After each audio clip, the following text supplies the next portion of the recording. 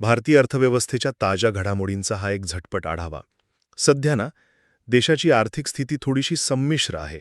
म्हणजे एकीकडे पायाभूत सुविधांची भक्कम प्रगती दिसतीये, तर दुसरीकडे जागतिक तणाव आणि महागाईच्या शक्यतेमुळे आपले धोरणकर्ते अगदी फुकून पावले टाकतायत. पहिले, रिझर्व्ह बँकेचं म्हणजे RBIचं थांबा आणि पहा धोरण.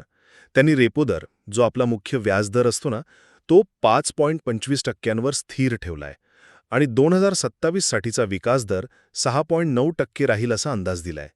आता तुम्ही म्हणाल असं का? तर पश्चिम आशियातील तणावामुळे त्यांची अवस्था धोक्यात गाडी चालवणारा ड्रायव्हरसारखी झालीय. म्हणूनच त्यांनी कोणतीही घाई केलेली नाहीये. दुसरा म्हणजे मान्सूनचा धोका आणि वाढती सबसिडी. 2026च्या पावसाळ्यावर अल निनोचं सावट आहे. म्हणजे काय? तर समुद्राचे तापमान वाढल्याने पाऊस कमी पडणार. यात 30% दुष्काळ आणि 40% सरासरीपेक्षा कमी पावसाची शक्यता आहे. हे बघूनच सरकारने खरीप हंगामासाठी चक्क 41,534 कोटी रुपयांची खत सबसिडी मंजूर केलीय. पावसाची कमतरता आणि हा सबसिडीचा बोजा यामुळे अन्नाच्या किमती वाढून महागाईचा भडका उडेल, हेच RBIचं खरं टेन्शन आहे. शेवटी शेअर बाजारातली मंदी विरुद्ध बंदरांवरची गती. महागाईच्या भीतीमुळे नवीन डीमॅट खाती उघडण्याचं प्रमाण 41.1 दशलक्षवरून 32.1 दशलक्षापर्यंत खाली आलंय.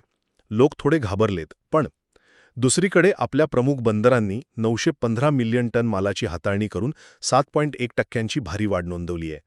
कोळसा आणि कच्चं तेल अगदी पूर्ण वेगाने देशात येतंय.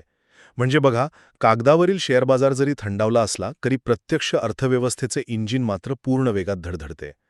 थोडक्यात सांगायचं तर बंदरांवरील वाहतूक भक्कम असली तरी मान्सूनचा धोका आणि जागतिक अनिश्चिततेमुळे भारतीय अर्थव्यवस्थेला सध्या अतिघाई, संकटात नाही, हाच नियम लागू पडतोय.